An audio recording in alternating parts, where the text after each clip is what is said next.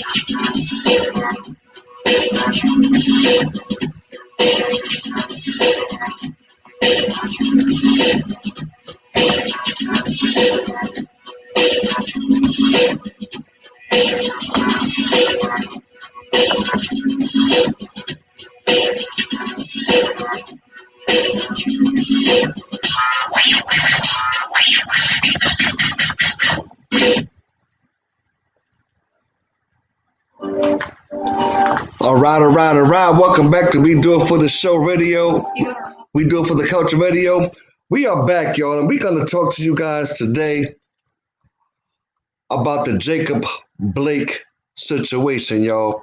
Um, we got to dive into it, y'all. I mean, there's a lot going on. It's gotten a little bit deeper now because the protesters have started to migrate to the area. You know what that means when the protests start to go. But before we do, I just want to introduce one of the guests who's joined us today, and he is the incomparable Mr. Edward Nelson. But if you're from the hood, you know him as Augie T. You know what up, Aug? What's happening, man? Now, Augie T, Edward Nelson, y'all, has a background in law. I believe it's from Mercy College. Is that right? You got your joint muted. Unmute yourself. No. We can't hear you, brother. You got yourself muted for some reason. I don't know. I don't know if it's your mic.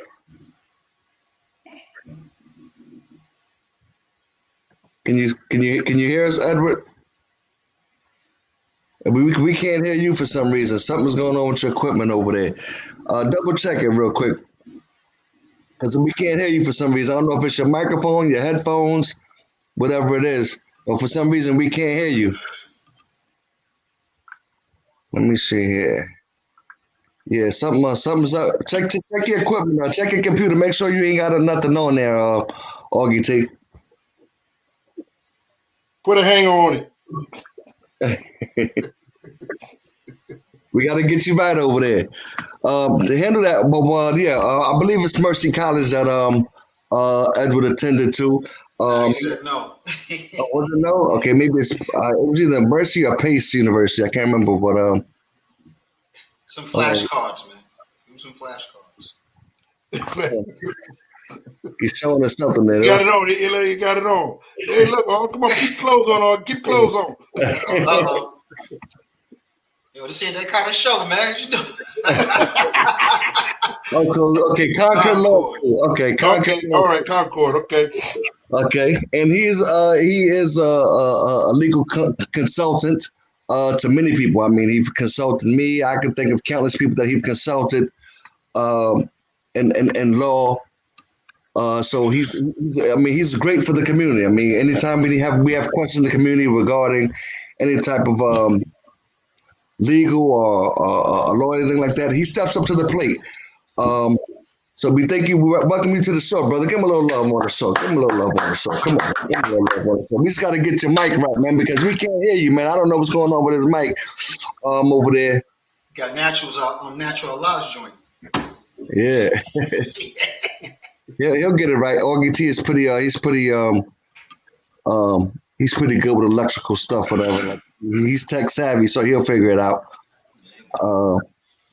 But yeah, we have the Jacob Blake situation going on in Wisconsin, and of course now you got the protesters who've migrated to the area, which I don't know whether it helps the situation or makes it worse. But listen, man, you got to get these people attention somehow, right? So let's dive right in. August 23rd. From what the story is told, Mr. Jacob Blake pulls over because there are two women who are in an altercation. Yeah. He gets out of his vehicle to break up the altercation. He has his two kids in the car with him.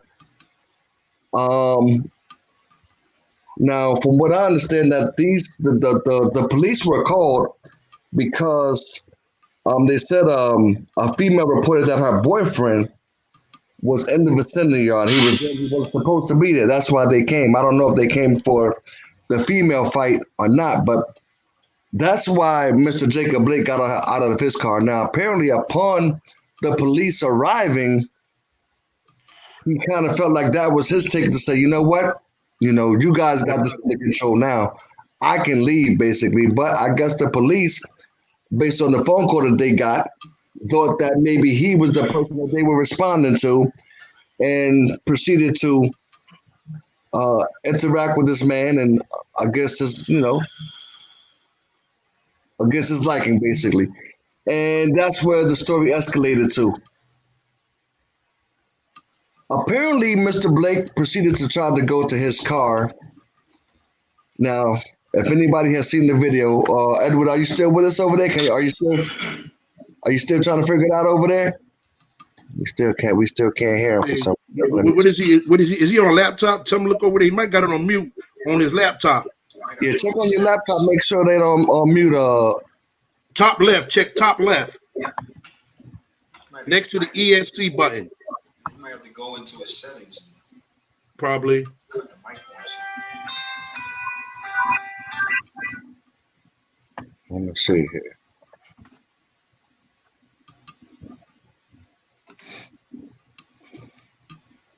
Okay, so yeah, apparently, he tried to go to his car, and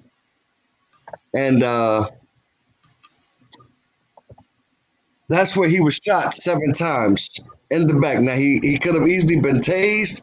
He could have easily been tackled. Even if he was going to be shot, he could have been shot in the in the leg for that matter. But I wouldn't recommend. But they have so many ways that they could have detained this guy That's but true. Malcolm happened to shoot him in the back, might I add, 7 times. From this story, what have you gathered, MacDeef, that you've gathered from this story, from what you could tell? You were right. You were right. He was they were called, but they were also from talking to other people that's near that area. They were called, but they were told what was going on. No male name was mentioned. They were told 2 females in the altercation, and that was their purpose to go there. But as I'm looking at, like I said, I did a little more investigation. This man's family was well known as good people. They were involved with a lot of civil rights movements. Also, for basically, he probably wasn't probably he was someone that the police already probably had were familiar with. His family as well. They're well known in the communities, and they stand up for civil rights. They're really strong in that movement. And if he stopped to stop the women from, escalate to a physical confrontation, then he was more than just an activist. He was helping out the community. And, that's what I'm saying. Well. And that's exactly what he was doing, right? Yeah, that's what his family's known for. They're there for the good. Still get shot. Yeah, still get shot. Edward, were you able to come to your situation over there? Yeah, you should hear me now. Can you? We just can't. I don't know why we can't. Well, we got you now, brother. We got you now. I can hear him. Okay. All right. So we wanted to bring. I wanted Edward on the show because I wanted him to bring his legal expertise and his legal perspective to the show based on what's going on. Because apparently, now it's been the case has been given to a separate entity to investigate, if I'm not mistaken, because apparently from Wisconsin, what they say that their police, when they have situations like that, they don't do the investigation. They give it to a third party to investigate, which I think is probably the best way to do it. Because I think that by doing it that way, it's not biased, If you're doing it yourself, you got to try to protect your, constituents, whatever, and then it starts getting biased. Have you had a chance to tap into this story at all, Brother Ed? Yes, I did. So based on what you've heard, I mean, I understand that the family is going to have a civil case against the police. Is that correct? That would be correct. I mean, from looking at the video, the man had his children in the back of the car. They witnessed it. That would be a negligent infliction of emotional distress. I mean, when you have a relative actually witnessing another relative either being injured severely or killed in front of them, that person would suffer an infliction of emotional distress. Wow. Yeah, that's another thing. We have to really put emphasis on that. His kids was in the car. That part. They seen their father get shot 7 times. Now, not only did they see their father get shot 7 times, they could have easily have caught one of those bullets. And therefore, therein lies the claim for the negligent infliction of emotional distress, because of the fact that it could have happened to them because they were within that zone of where the injury actually occurred. I mean, it was a reasonable possibility that it could have been. Yeah, because a bullet could have easily bounced off one of the equipments in the car or something like that. I mean, this is a totally separate situation, but Edward Nelson, based on your situation, which happened a long time ago, whatever, you know what it's like to be right there when someone's shooting off a gun, whatever, and what can happen? You can get burned by the gunpowder. All kind of things can happen. So you know what I mean. That's something it's alarming to think that they would do that with those kids. Yeah, and there's more to it. I mean, how about the police officers lying? I mean, I dealt with that same situation. Like, in the case where it happened with me, it was where the person was saying, well, he was playing with the gun in the car. And then all of a sudden now you got to go through them putting cotton balls all over your finger, all over your fingertips, to send it out to a lab to see if you have any gun residue on your fingertips. And then I had to wait 10 days for that to come back to show that there was nothing there and everything was on his hands. Man, that's crazy. And I apologize for having to bring that up, MacD. I know that hits close to home with you, whatever, but I was just trying to make a comparison how it could be when someone is close, that close to someone when their shots being fired, you know what I mean? And how it could, possibly have another effect and hurt somebody else, you know what I mean? So I want to apologize, MacD, for bringing that comparison up, you know what I mean? No, that's good. That's good because at the same time, it's a teaching moment for me. It has always been a teaching moment for me. But at the same time, he's talking about it. Them kids, the mother, so like you said you apologize, but they're gonna have to go through stress all the rest of their life. That's when I'm not saying it right. Because I've talked about it tonight. That's when that PTSD kicks in. You know what I'm saying? Yeah, absolutely. That PTSD ain't no joke. It ain't, bro. And it's not only that. I mean, let's get to this part where every police department, if they're using weaponry, I mean, I don't care if it's a gun or if it's a taser or if it's a baton. I mean, or simply just using restraint, holds on you. Every police department has what they call a use of force continuum. They have to gradually move through that continuum. They have to use the least amount of force and graduate to the most amount of force if it meets that level. But the way that you do that and how you get there is that if a person is simply trying to stop you from getting their hands behind their back, for instance, and they're bracing up so that you can't do it. Okay, you're justified in using reasonable force to use your own hands to try to get that person's arms behind his back if he is lawfully under arrest. All right. Now, if that person tries to throw a punch at you, then you'd be justified in using a taser, which was at one time considered a less than lethal form of weaponry. But the thing is that now they decided that tasers can actually kill. So now they are actually deadly weapons. But the thing is that basically what the use of force continuum says is that you can meet force with equal and like force. What did Mr. Blake do that would justify them using a weapon like a gun to shoot him in his back 8 times? Okay. Well, I didn't see that equal force. That element isn't there. They had him by his shirt, like you said, the arm thing. Like you said, the arm bar, how they take him down. They never went nowhere near that. They had that man by his shirt, pulling him out the shirt. Tail.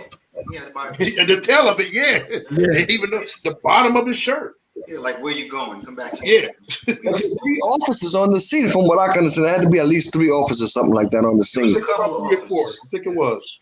Okay, so my question would be, why can't they? You telling me what kind of de-escalation skills are these police learning that 3 officers can't detain one man who's clearly not putting up a fight, is just walking to his car? This is crazy. That should be one of the first things they learn in school is de-escalation skills. Yeah, that's what they're supposed to learn. It's crazy. Well, I think it's even more intense than that. I think all this really stems from is segregation in housing, because when you have, like in Port Chester, where we had white people living up near the high school, and then we lived down Westchester Avenue on the lower end, and that was the black section, and everybody knew that. You go up near the high school, you're in the white section. You come down by Mingle Street, now you're in the black section. So the thing is that when you have white officers or white people that will become officers, when they don't view themselves as your neighbors, as they don't view us, African Americans, as their neighbors, they don't deal with us neighborly. So we get what we're getting. Okay. So check this out, though. Okay, so apparently, from what they're saying, Jacob was going to his car, and that he had a knife. He had a knife in the car on the floor bed of his car. All right. Is this alleged, or has this been? No, this is what the DA is saying. The DA is saying that that he had a knife on the bed, on the floor bed of his car. Now, whether he was reaching for that, I don't know. Even if that's the case, if he did have a knife on the floor bed of his car, how did they know that? Right. They saying that he They never looked. They never Never. looked. They never saw that. exactly. So, like, how does that come into play? I mean, they always find these ways when they're doing these so-called Always. investigations. They always try to find a way out or reason to justify their actions. Right. You know what I'm Well, saying? the way the court is going to deal with that is that they're going to use a reasonable person test. So what they're going to do is that they're going to create this fictional reasonable officer on the scene, and they're going to determine what that reasonable officer would have done with the information that was known or unknown to him at that time. And like you said, the officers didn't know that that knife was on the floor of the car. But the thing is, like, how they gonna go with the reasonable officer? Those guys weren't reasonable, so why don't they just paint the picture? Because that's the standard that the Supreme Court has created. It has to be a reasonable officer standard, because that's the way that they deal with that in civil litigation. That's crazy. But Because also, they're not always reasonable. Real Obviously. crazy. Almost never. but they're also saying that he admitted that he had a knife. I'm trying to figure out, did he admit while he was out on the scene, or did he admit from his hospital bed that he had a knife? You know what I'm That's saying? what I'm looking for too. I don't understand that. They were saying that this morning on the news. He admitted, but his brother, I don't know if it was his brother talking this morning, he said he hadn't talked to nobody yet. So where are they getting it from? That's my But thing. even if he admitted, you still have to look at the reasonable officer test. And the thing is that would a reasonable officer had known that he had that weapon? I mean, would a reasonable officer would have a reasonable officer follow him to his car with his gun pointed at his back the whole time? You know what I'm saying? The whole time. There's so many things that are wrong with the situation. Yeah, would a reasonable officer have shot him 8 times in the back? Right. And you know something? Looking at that video, I think both officers discharged their weapon, because I listened to how the gun sound. One was a little bit higher caliber than the other one. So the first 3 shots was like boom, boom, boom, and the last 4 was like pop, pop, pop, Pack, pop. pack. Yeah. So I'm like, how's that the same gun? Like, they both was aiming the gun at him in the car when those shots were going off, and it seemed like the younger one was just trying to get his gun squeezed in between the officer and the car door, aiming at the man. No, what he was trying to do was, I'm gonna get me some shots off too. Yeah, that's what I'm saying. That's what I'm saying. In other words, Apparently, what they're saying, because they just revealed who the officer was. His name was Rustin Shevsky. He's been on the force for 7 years. So 7 years he's been on the force, and that means that man's probably never shot his gun in the line of duty before. So he said, "I'm gonna get me a shot off for every year I've been on the force that I ain't been able to shoot this gun off." Shot this man in the back 7 times. We want to welcome Mr. Ray King to the show. He's listening to chime again.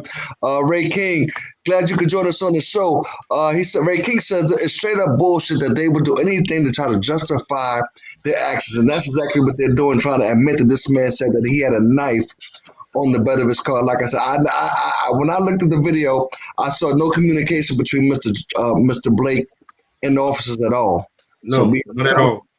When this communication came in, when he admitted that he had a knife on the bed of the floor in his car. Yeah, but having a knife means nothing. You're not wielding it. You're not coming after police officers. That's right. That's where they're justified shooting their gun. They shot him in his back. That's a coward move.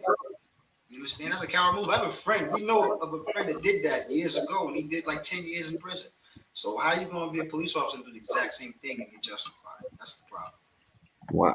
Well, another thing is I don't know how they're going to if he admitted that he had a knife on his car and he was going to his car, that means you have responsibility to get in front of that car so he doesn't even get a chance to even open that door. That part. To begin with. You know what I'm saying? I mean, even that they had him. He could have been wedged in the car. Like, if they really wanted to, they could have put their weight on the car door and kept his legs or whatever, and then subdued him the way they're supposed to. But yeah, I mean, we could talk about what they should have did all day, because it's blatant that they did that shit on purpose.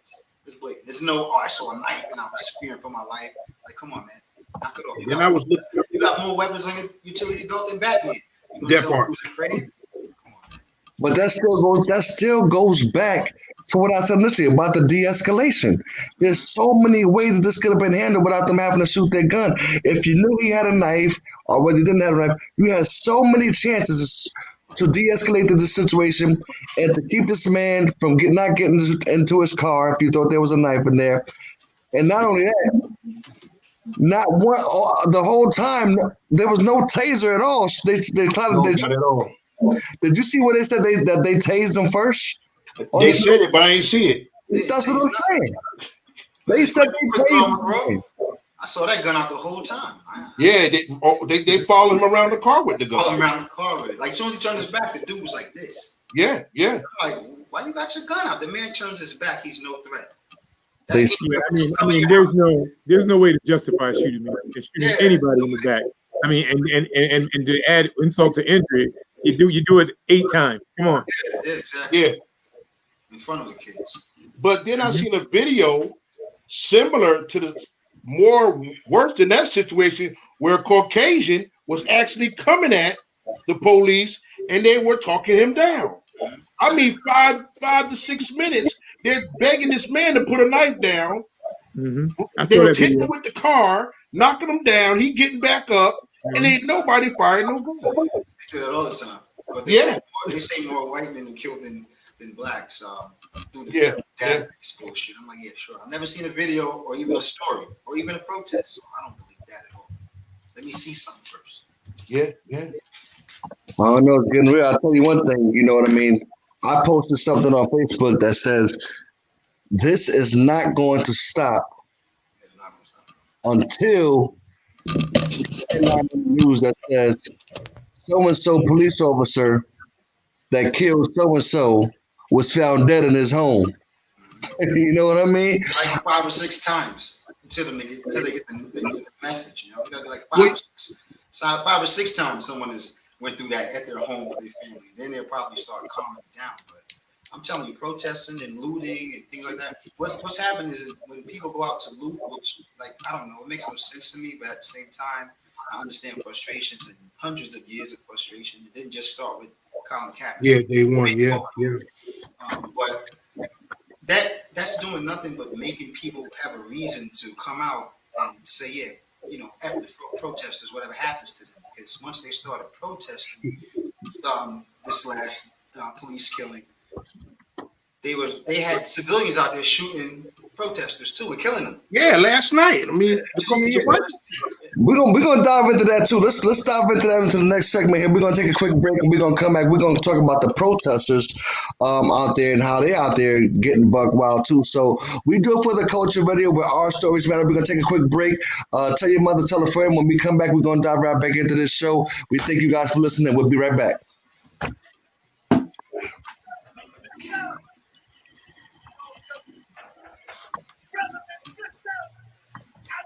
What this world is coming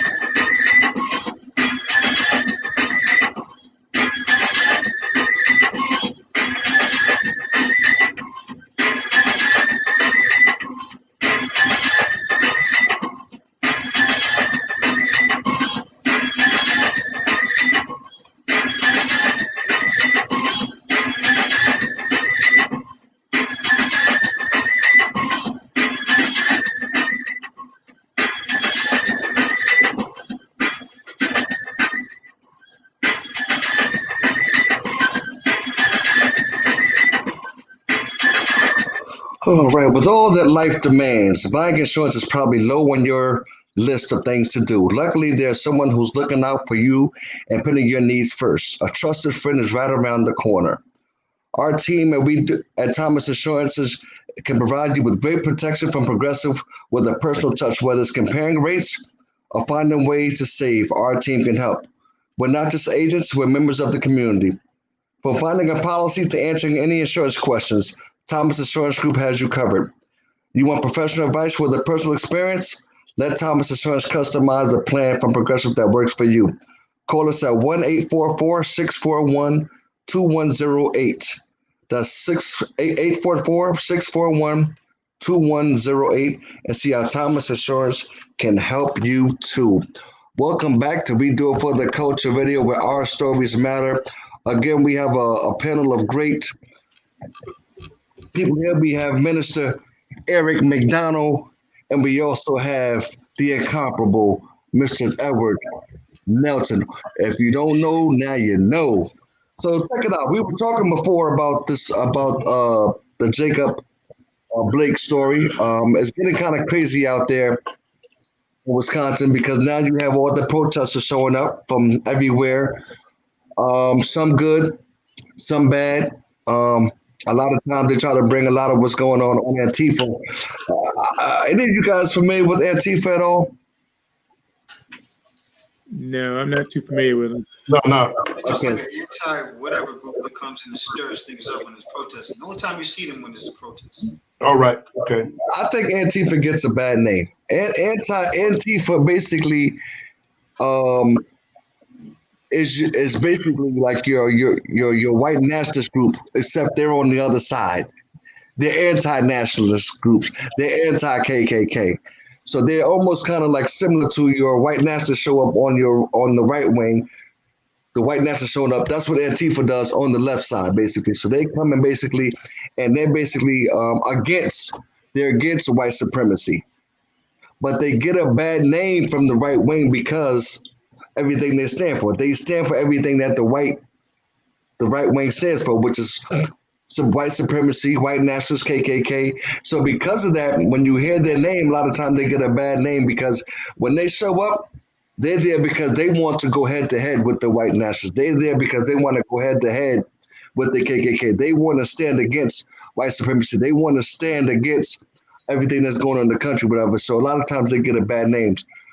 So when you see these fires starting and stuff like that, and people burning down things, and a lot of times they would try to blame that on Antifa. But you have a lot of bad seeds that come in from out of state, from out of countries. Actually, when I was coming back from going to Arizona last month, I was on the plane with some Black Lives Matters people. It was like 5 or 6 of them. They were coming to go to another location to protest. And I said, how does this work? Whatever. I said, whenever there's something going on, whatever, you call your groups from different areas, whatever, you all go together and meet there, whatever. And basically that's what they do. They get funding. From different sources. No different from the Black Panthers, how they got their Black Panthers and a lot of groups, they got their funding from people like Jane Fonda, Henry Fonda, a lot of celebrities donated to the Black Panthers that people don't know about, But this is how a lot of Black minds get their funding. They get their funding from and they show up.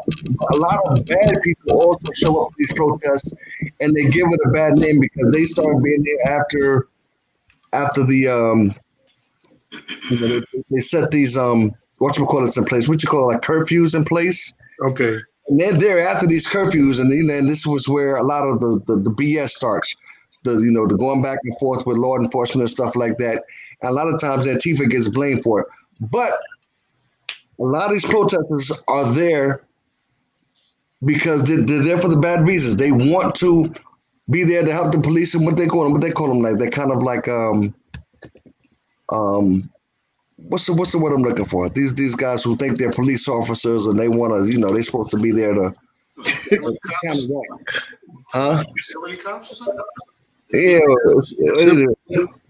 in any event, this is what this guy Cal Rittenhouse says. This is basically what he was there for. Oh, the guy that did the shooting last night? Yeah, apparently he's like one of these Oh, it's enthusiasts. a militia. Yeah, exactly. Militia, yeah. You know, he's always wanted to be a police officer. If you look at his Facebook page, he's always wanted to be a police officer. Kind of like what's the guy that killed Trayvon Martin? George Zimmerman. He's like another George Zimmerman. He's always had these aspirations of being a police officer. He wants to get in there. He wants to mix up. He wants to shoot people. So this is what this guy Cal Rittenhouse has done. He's got he finally got arrested. And he went there to go against the protesters, and he winds up shooting 3 people. 2 of them he killed. Yes. You know, these are the type of guys that you got to worry about. You know, I mean, from what I understand, this guy was protected by the police after he shot 2 people. Yeah, I mean, I heard even before the hand, they seen him with the firearms. Yeah, they give him water and everything. Yeah, I mean, and complimented him on how great of a guy he was for being there. Yep. Appreciated him. Yeah.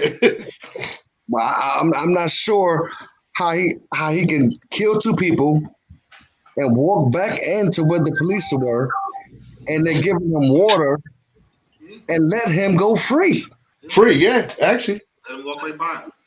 He wasn't arrested until the next day. He wasn't arrested until today. They had to go get him from Illinois. So he leaves from Illinois, goes to Wisconsin, does what he do, and goes back to Illinois without no problems. He sat there with the police after he shot 2 people. He didn't run for cover into the protesters. He ran to the police after he shot 2 people, and they gave him water. Didn't arrest him. It's crazy, man. I don't know what's going on with these police officers, man. But I mean, for me right now, they're the biggest enemy. Yes, they are. And they really, Calvin. I don't know if you know, man. I mean, a few days before that happened, what's going on now? We had the same thing happen in Fayetteville. Off of 301, a gentleman, they called it, but he had mental issues, and his wife was trying to have him committed. And his social worker told the police, "Don't go in there. Let me go in there first," because he takes a shower with a machete because he had PTSD from being in the war, and they kicked the door in and immediately shot him. So right there for 301 in Fayetteville. So basically, that's another Breonna Taylor story. Basically, yeah. You go inside this young lady's house, shoot her, and we still have yet to get the police officers arrested in this situation. You guys, Edward and Magda, you probably remember Jeff Santos from Port Chester from back in the days. Do you guys remember Jeff Santos? Yeah, I know Jeff Santos, yeah. I was talking to Jeff Santos earlier on the phone, and he was saying that Ness English said that there's going to be a revolution, right? And that at some point you're going to have to figure out what side you're going to be on. And Jeff Santos says he doesn't believe that black people stand a chance because there's only a 13% population of black people. Turn the page on that one. Okay. I say for the simple fact, it's not to brag on or glorify what we do, but we're ready for that right now. Our homes are well equipped in a lot of people's homes. The Caucasian, they show what they got. We don't show what we have, but we are ready. It won't be an easy war, put it that way. And my mother's 72 years old, and she said the same thing. I talked to her today. She said, "Yeah, it's going to be a civil war, whether you know it or not." Well, my mother's 72 this week coming. He said that we're not prepared because we don't know how to grow our own food. We don't know how to live off the grid. And I said, well, listen, even though the population says that we're 13%, I have to disagree with that number because, first of all, a lot of black people do not even participate in the census. That's number one. That part. Number two, even if they do participate in the census, not everybody in the household is going to be accounted for. You know how we do. You know, don't say my name. Don't mention my name. I'm saying Because the Leroy don't want to be on there. You're not supposed to be here anyway, Uncle. But whatever. so I don't agree with that 13%. And yes, maybe the blacks are the minority. We're the minority in the United States, but we're the majority in the world. But we're not the minority in the United States. We're the second largest population. We got Stay right there. Stay right there. Hispanics and Indians, and Well, we like damn near 50 million strong in this country. Okay, so if you account Black Americans along with the with the other ethnic groups such as the Mexicans, the blacks, it's got to at least be 50-50. And this is the reason why they're so hell bent on having depopulation in the United States, because they want to decrease the population of our ethnic groups. Because they tried everything. They put the abortion clinics in the black communities. They've done everything, and they still can't keep us from making. Can't get rid of this. Don't die, multiply. Yeah, that part. Well, there's been a study that says that that there's a birth dearth of whites right now, and by the year of 2040, they anticipate that the African Americans will be the majority, and that the whites will be the minority by 2040. So I believe that's why we're seeing a lot of what we're seeing. Is that a lot of police officers know this, a lot of government officials know this, and they're trying to get the numbers up. Well, here's the thing I don't about. Like I said, Jeff Santos. He said he doesn't believe that the blacks will be able to exist without the help of the white population. And I tried to explain to him that if you look at the black community now, the black existing in the United States right now, from what I understand, there are roughly 2 million black businesses, black-owned businesses in the United States right now. Mm-hmm. You think that's you think that's a good number, right? That's pretty good, 2 million, right? But if you go back during segregation, there was almost 20 times more black-owned businesses in the United States than we do now. So, but how is that possible when you consider all the resources that we have in our hand, we're more advanced, that they had almost 20 times more black businesses during segregation than we do now? We got started quick. Exactly. That was before redlining and housing, and it was during Jim Crow, but we had our own areas, So yeah, I see why it was more than now. I mean, even though it was destroyed, most of it still was in. It was before they really started bunkering down on us and just tearing our stuff up, and then make laws behind it where if they burn our stuff down, that even insurance companies wouldn't reimburse, and we couldn't really be billed right away to get back into that level. So it's more of a pushback than anything. Yeah, you got a bunch, but once they knock all your Legos over and kick them things so you can't put them back together right away, and they're building theirs up quickly, and then they keep these groups in order to when we're starting to build up again, to go and tear it down again, because that's exactly what this country has done. Governmentally has done that. Militarily has done that. Residentially has done that. So when you are, basically segregated, you're easier to be attacked because you're over here by yourself, right? Doing your own thing. But on the outskirts, the devil's working, and he's coming in very deep and catches you off guard. That's how we always get caught. We always get caught off guard. We don't never know the war is coming or the battle is coming. We always get caught off guard, and it's always too late. And like Natural said, I gotta get Natural Ally, and Natural Ally is trying to figure out how to work this thing. But that's why I disagree with that. What Mr. Santos said, I disagree that we won't be able to survive without the white population, because what they say, invention is made out of necessity, right? Yeah. A lot of inventions are made out of basic necessity, and when your back's against the wall, that's when you have to be creative. You have to do what you got to do. So we can survive. We're creatures of adaptation. We can survive anywhere. You put us, we can survive. We can like make things happen. You put men in prison systems with nothing but a little small toothbrush, a little bit of soap, and a little tiny rag. But next thing you know, he got a business going within the penitentiary system because he made things work. What you gotta do is have trade. If we stick together, we don't even need anybody else. If we stick together, that's the problem. That's number one. We stick together. And number two, we started on the grid. You know what I'm saying? When they brought us out of Africa, we were playing, we were making seasons, we were doing all that. They got that from us. So how they gonna, like he just said, we're gonna make it better than they ever thought we could. Okay, so here's my thing, right? Okay, so let's say before the Great Depression, okay, when you consider when, let's say 1865, slavery was officially done for, right? Officially, that was supposed to be the official date. Was it 1865? Yeah. Okay, so there's a transition period from being slaves to now being free. Black people have to adjust to this transition period because even though you have some slave owners who felt like, you know what, I don't agree with this. I'm not letting my slaves go. You know, and you have some slave owners that's like, you know, they hit the fact that their slaves were free. They didn't want their slaves to know that they were actually free. Mm-hmm.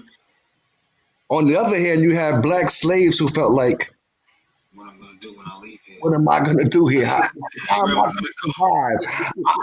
I'm not used to being able to make a living for myself. Master feeds me. Master gives me my room and my board. I don't know nothing but slavery, right? So, of course, there's a natural fear there, whatever. But as usual, when your backs are against the wall, you know, blacks are very creative people where they will find a way to make things work. And like I said, they eventually they were able to get out there and they would build all these great black communities from Rosewood to Seneca Valley to the Black Wall Street. These thriving black communities in Long Island, New Jersey, Detroit, Chicago. And these black people had their own businesses. They had their own movie theaters. They had their own nightclub, grocery stores, dry cleaners, taxi companies, bus companies.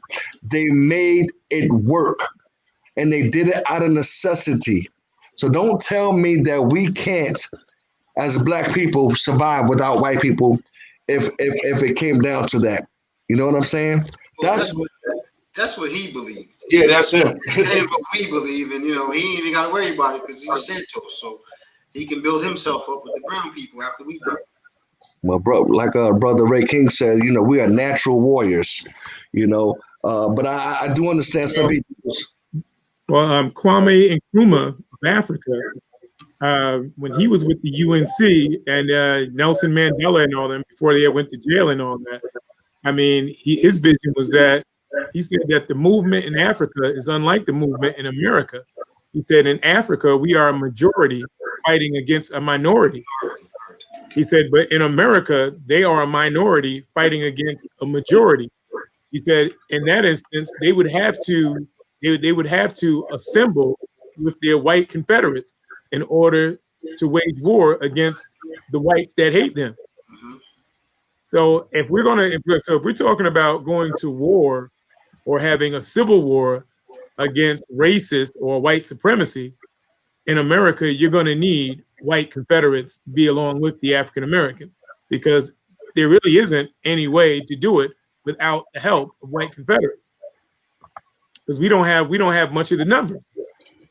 That's exactly goes back to the 13% that they were talking about. Yeah, and well, it's more than 13% when you look at the fact that how many of our brothers and sisters have felonies, which you can't have in order to have gun ownership.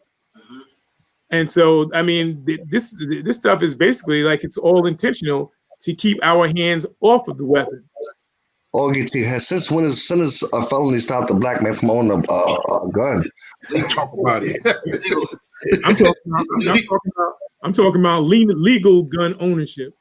No problems. You still have problems when you legally own it, but it ain't as bad as it ain't bad. You know what I'm saying? It's in the house. It's in the building. It's in the building, man. Legal goes out the door when there's a war. Talk about it. Cypher said, remember the spook that sat by the door. Mhm. Hold on one second, yeah. Let me get this right. But yeah, I mean, we gotta definitely listen, man. Listen. I said this is my philosophy. We're already dying, right? Whether it's by police force, whether no matter how you look at it, we're dying already. I feel like this: if we're gonna die, we might as well die for something. There it is. They're already killing us, so we might as well die for something, right? I'll tell you. I mean, I'd rather go down fighting than to just go down to, with them just killing us the way they're doing and getting away with it. And we ain't doing nothing about it but praying and marching. Because I'm not the turn the other cheek kind of a guy. That's not my thing. You know what I mean? All that praying and marching, I'm not getting out there and doing all that. I'm too cool for all that shit. When the shit hits the fan, y'all really want to start bucking some shit off? Call me. Because I'm not praying and I ain't marching. I don't believe in that philosophy. We're going to have my boy Natural Allah join us. Praying and marching, I'm not getting out there and doing all that. I'm too cool for all that shit. When the shit hits the fan, y'all really want to start bucking some shit off? Call me. Because I'm not praying and I ain't marching. I don't believe in that philosophy. I have my boy Natural Allah join us. Praying and marching. I'm not getting out there It's doubling up. It's doubling up. It's doubling up. when the shit hits the fan, y'all really want to start bucking some shit off? Natural Allah. Call me. Can you guys hear me? I don't believe in that philosophy. I have my boy Natural Allah join us. Praying and marching. I'm not getting out there doing all that. This one in this area. Give me 1 second.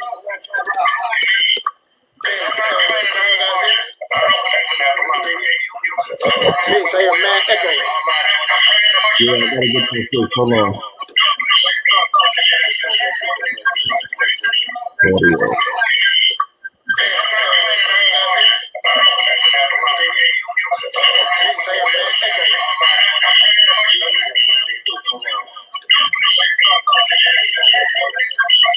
Hold on, bro. It's something that's in my position. It's not supposed to hear you. Let me pull out.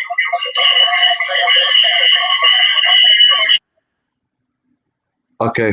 Yeah, it was something was going on with his audio there. Yeah, can y'all hear me? Yeah, I can hear you. Can you hear me? All right, I can OGT, you there, OGT, right? Yeah, I'm here. I'm here. Okay, we're gonna try to get Natural Allah back in. You know, he loves topics like these. You know, he's a warrior. Well, Yeah, I'm yeah, not gonna lie, man. I'm fucking tired of police. So I'm tired of the police, man. I'm to the point where I just can't stand those motherfuckers, man. It's part of my French, but you know, let me speak Italian, man. I'm fucking sick of those goombas or whatever you want to call them. here's the thing. We all have to we all have to take a stand. I mean, it can't be some of us saying, you know, yeah. I mean, is it gonna take for somebody to lose a family member to decide that they want to get involved?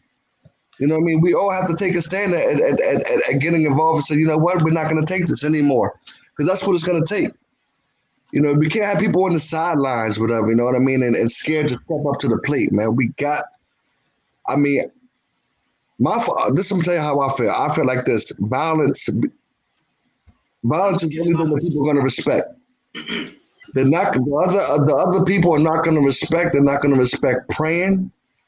They're not going to respect marching. They not even going to even the law. They don't care about none of that. This country was not founded on none of those things. This country was founded on violence, and that's the only thing they're ever going to respect. So unless people start, you know, defending themselves and fighting for what you believe in, that's when you're going to see the change. But as long as we fighting and marching and throwing these little fake ass little, what you call them? Cocktails. Hell, Monto, that ain't shit.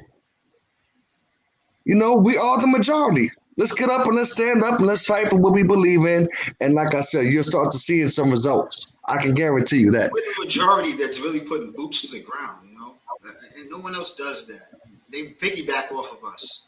And not only any other group, they piggyback off of our movements as people who are trying to do something for real, not be accepted. We trying to be left alone and, you know what I'm saying, make something of ourselves and take care of our families, not be accepted. I'm not trying to be accepted. I'm trying to be left alone. Don't pull me over with your hand and your gun. And, you know, a lot of laws got to change to the point where once they get caught doing the wrong thing, you get hit with a draconian sentence. Like we would get hit if I got a pack of crack in my pocket. I get 5-6 years. If you shoot somebody in their back, you kneeling on their neck, and people are dying on your watch, you should be going to jail for life or 20 years, 25 years. Screw Yeah, you. that part. You know, we don't really got to go out there and kill. You ain't got to kill nothing. But the government has to do some things that really make a mark. You ain't got to go out there and kill police officers. All you got to do is, hey, governor, hey, mayor, hey, president, hey, you know, your majesty. Slam the hammer on these dudes. Like, they doing the wrong thing. Just because you got on a police officer uniform does not mean that you're right. Doesn't mean that you're, you know, you can't. Yeah, but one of the downfalls, or the pitfalls, I should say, to that is that police departments have what they call unionization, and the unions have created bylaws for them, so they don't go by the same procedure that criminal defendant goes through when they're arrested. I mean, the criminal defendant, his attorney, has to file motion papers for discovery, requesting documents, requesting to inspect different types of evidence, request to examine different areas involved in a case. An officer doesn't have to do that because their bylaws say that when the DA has collected all his evidence and has decided that he would press charges, he has to turn over everything in his possession to that cop's legal union representative. So they know what the DA has and doesn't have, and that's not something that the usual criminal defendant has, but police officers get that. So that's why you wind up seeing them go free oftentimes, as opposed to being convicted, because they give them all this evidence to preview before they can actually move to try them. That's sad. It's like protecting them, you know. Yeah, To stop the money those plantations. that's crazy, bro.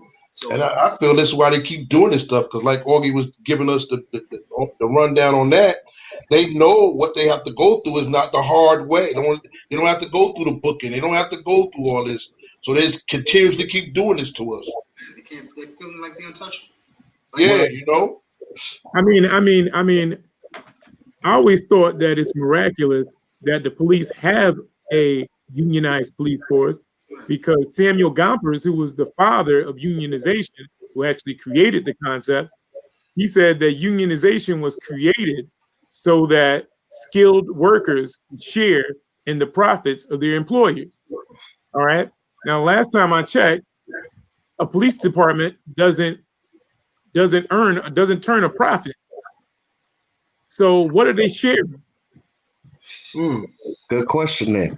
But here's the thing. I know one thing. The police are now starting to rebel because if you're paying attention, they are, with all due respect, they are starting to be a little bit more convictions to police officers now. They are, unlike before, where they wouldn't even get charged. Right. So Yeah. That's because as of late, I mean, George, what's his name? George Floyd. Yeah, George Floyd. I mean, that murder had turned the tide. I mean, honest white people decided, that it's time for us to step up with our black brothers and sisters, and they did that. And so they actually changed a lot of laws in different states. So that's why now you're seeing a lot of officers being arrested now. But before that, you weren't seeing all those arrests.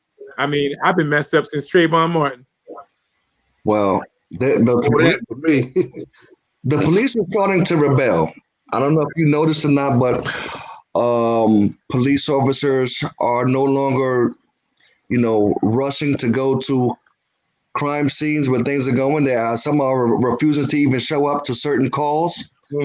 That's one. Another thing is a lot of policemen are opting to resign from the police force rather than to adapt to these new reform that's going on.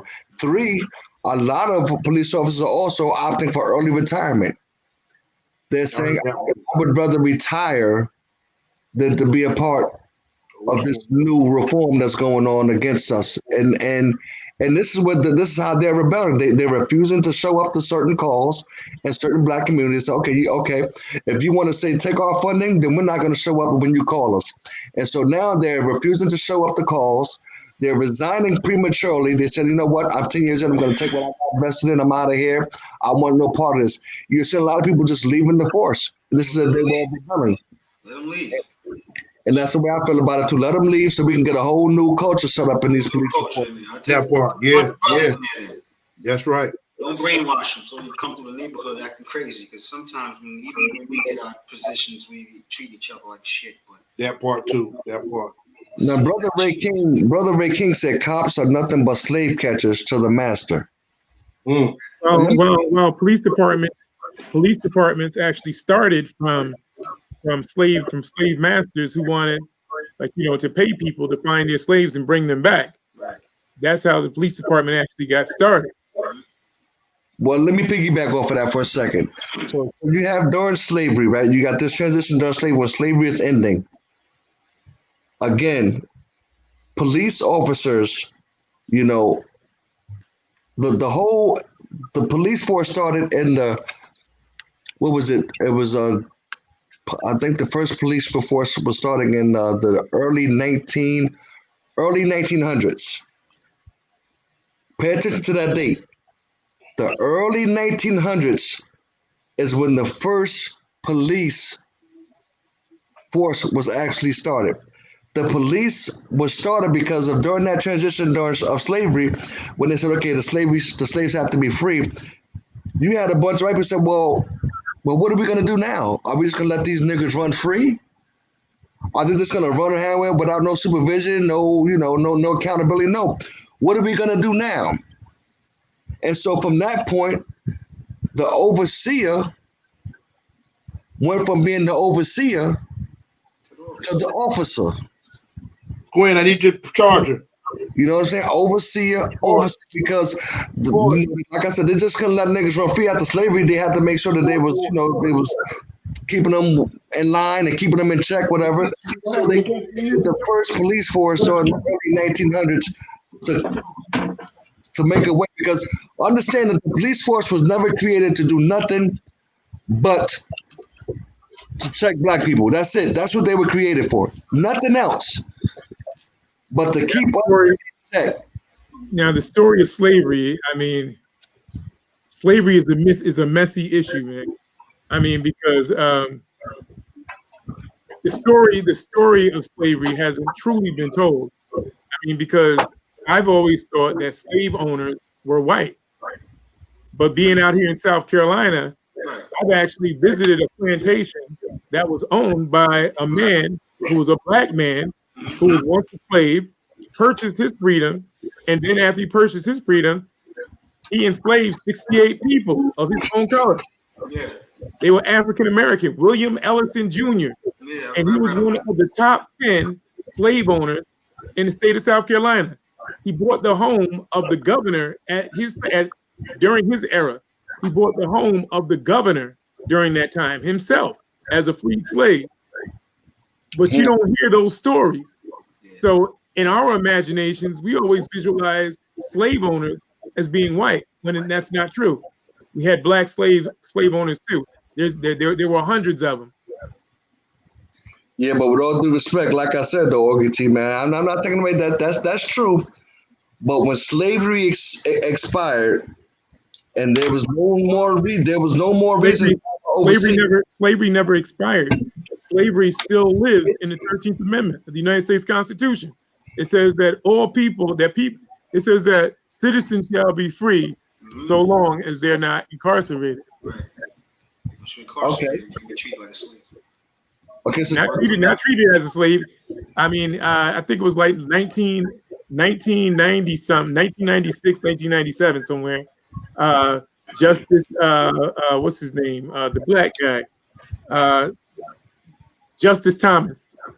He said that that an inmate is nothing more than a slave of the state. Oh. Went to the United States Constitution. Well, we still can't get off the whole reason why they were created in the first place. Because, like I said, maybe slavery didn't expire, but it was definitely coming to some sort of an end for them.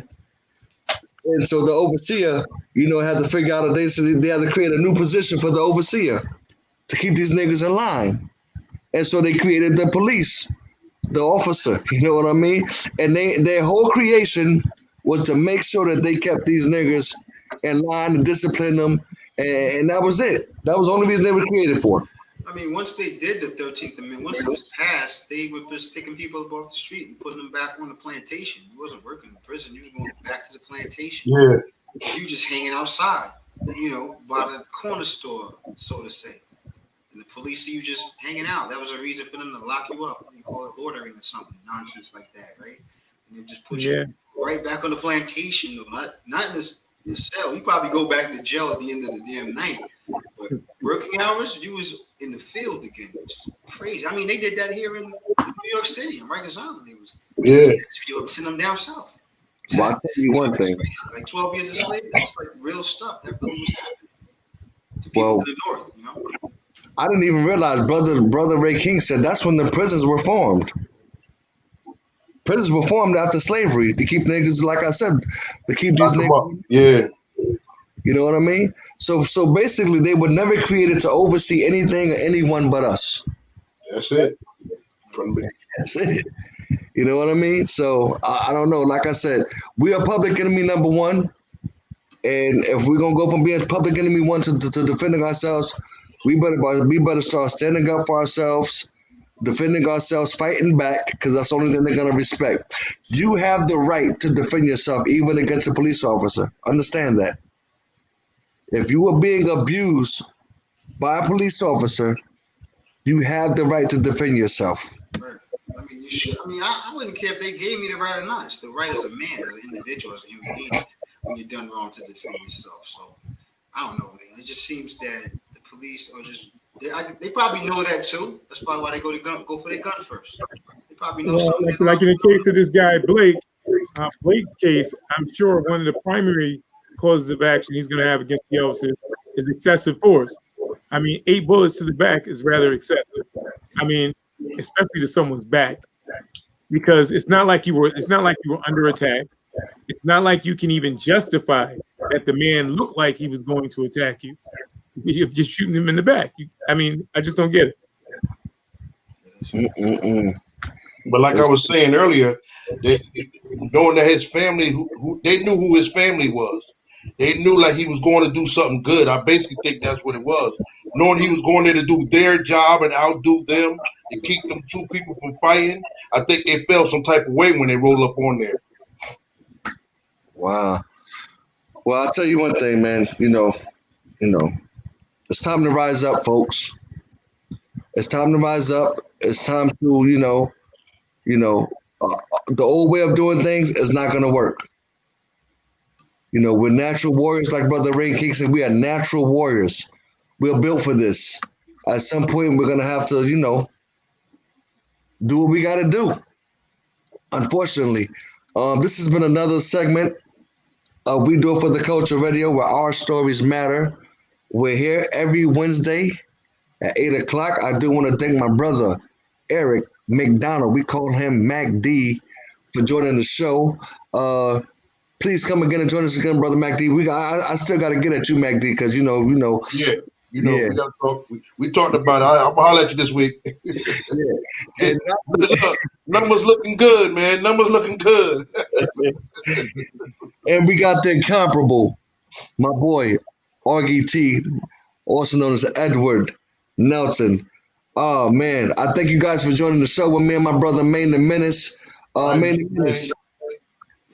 You got anything you want to say to the people before we get up out of here, Maine the Menace? Nah, just, people be safe out there, man. I don't even know what to tell you how to be safe, because I don't know, man. It's After crazy, this, I was man. like, damn, I didn't even know. I lost the word when I saw the video. I was just like, damn, like, what the fuck's going on out there? Like, what's going on in the world? And then you got people coming and shooting protesters. So be as safe as you possibly can. If you feel like you need to go out and do some activism work, just be as safe as you can, man. Like, I don't care. Like, a police officer come up on you and you feel like you're gonna get killed or something, have a little something on you, mace, anything, just to make some separation. Wow, I Make like some that. run, like something got to give. Like if you protect yourself and you shoot a cop, man, it's gonna be hard to get up out of that devil's lasso, man. Once that actually happens, but at least you will still be alive. I like that thing. Next week we're gonna be talking about religion part 2. I want to see if I can get Edward Nelson and Mac D to commit to coming back on the show next week I got you. for religion part 2. Now, come on. I got you. Cause Main the Minutes, they be running Main the Minutes, man. Yo, man, the kitchen is hot. You want to listen? You want to listen? If you don't play, listen. You come on the baseball field, help me out there, man. I come in there, but we good now. We good. Look, Main the Minutes. I start talking about religion, they start running like roaches, Main the Minutes. because it's not a debate thing. If I'm coming, I'm not gonna be debating. Let's talk. Yo, hey, Brother Ray Huh? King, we got, matter of fact, Brother Ray King is going to join next week as well. We're going to talk about religion part 2. Brother Ray King. We're going to get Ray King on the show as well. We're going to be talking about religion part 2. Don't run. I don't want to see any of y'all talking about. I ain't running. I fell asleep. Somebody talking about I fell asleep. I couldn't get on the computer. I don't want to hear none of that next week. All right, we got you. We got you. We about to dig up some bones. Uh-oh. Hey, yo, man, I had to corner him. See, I got him cornered, man. Corey, I'm gonna look at my 5% lessons real quick. Hold on. Hey, look, hold. Pull them out, man. Pull them out, man. Here. Look, that's where I started at 5%. I started out at 5%. Hey, look. Back when I was a 5%, if you didn't know your lessons, you got beat up. Quick. Yo, if you didn't know your mathematics, you was getting it. Yeah, that was like the late 80s, right? Yeah. It was not because they know the math.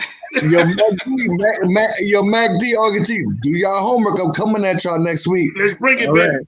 We do Culture Radio where our stories matter. Catch us next week, Wednesday, 8 p.m. We're here every week. We love y'all. Y'all be easy. 5 - 4. Good looking out, y'all. All right. Yeah. Next week, man. It's a pleasure. It was a pleasure, fellas.